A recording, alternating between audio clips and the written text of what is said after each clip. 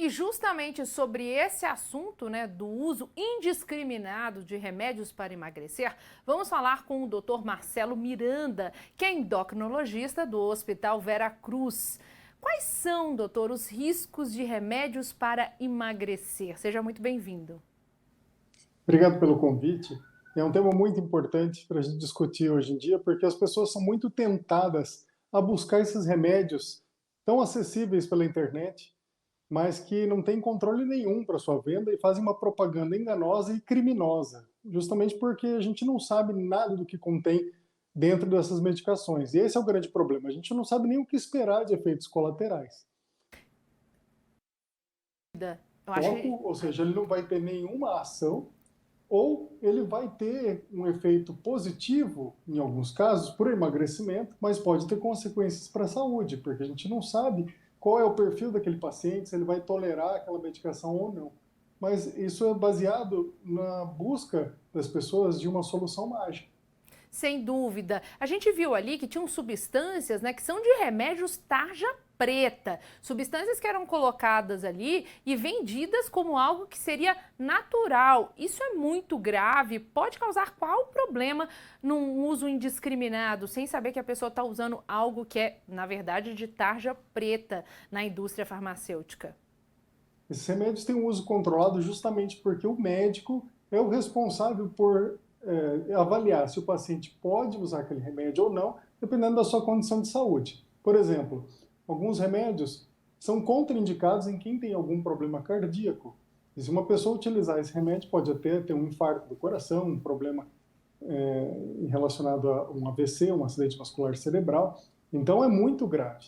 E tem aqueles remédios também que já foram proibidos ou que nunca foram aprovados e que muitas vezes entram nessas fórmulas porque não estão disponíveis de outra forma.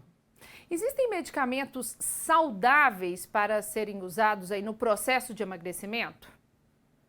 Mesmo alguns desses remédios que foram citados, com uma boa orientação, quando bem indicados, são muito úteis para o tratamento da obesidade.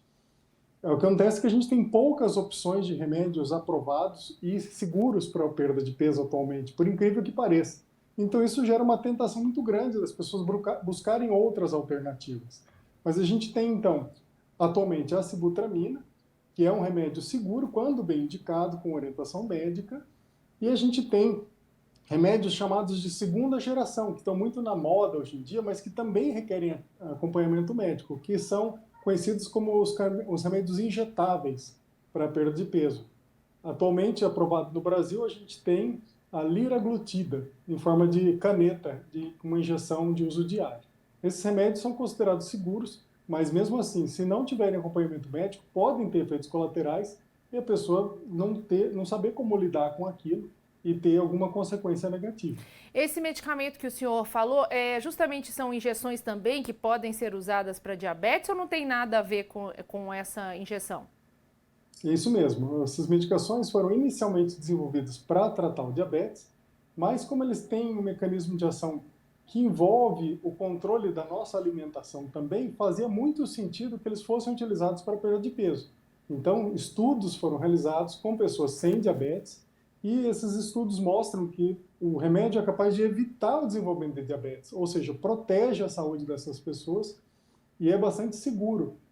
Eles podem ter alguns efeitos colaterais, como náuseas e vômitos, e se a pessoa não tiver o acompanhamento médico, ela pode acabar sofrendo as consequências desses efeitos colaterais sem, Sem sem ter um orientação. recurso, sem ter um recurso para poder lidar com isso. Com orientação médica, a gente consegue lidar bem, mas sem orientação, em alguns casos, a pessoa pode sofrer um quadro de desidratação, por náusea, por vômito, e isso torna esses remédios, então, necessários de ter um acompanhamento médico. Sem dúvida. Agora, em relação ali à saúde, né? Porque, por exemplo, a pessoa pode estar engordando justamente por causa dos hormônios, né? De quanto em quanto tempo deve ser feito aí o check-up, né, dos exames de sangue para mensurar os hormônios, né? Porque o TSH, a gente sabe que o hipertiroidismo pode causar emagrecimento, o hipotiroidismo pode causar aí um sobrepeso. E aí é bom a gente esclarecer, né, que é muito importante a pessoa também fazer um check-up.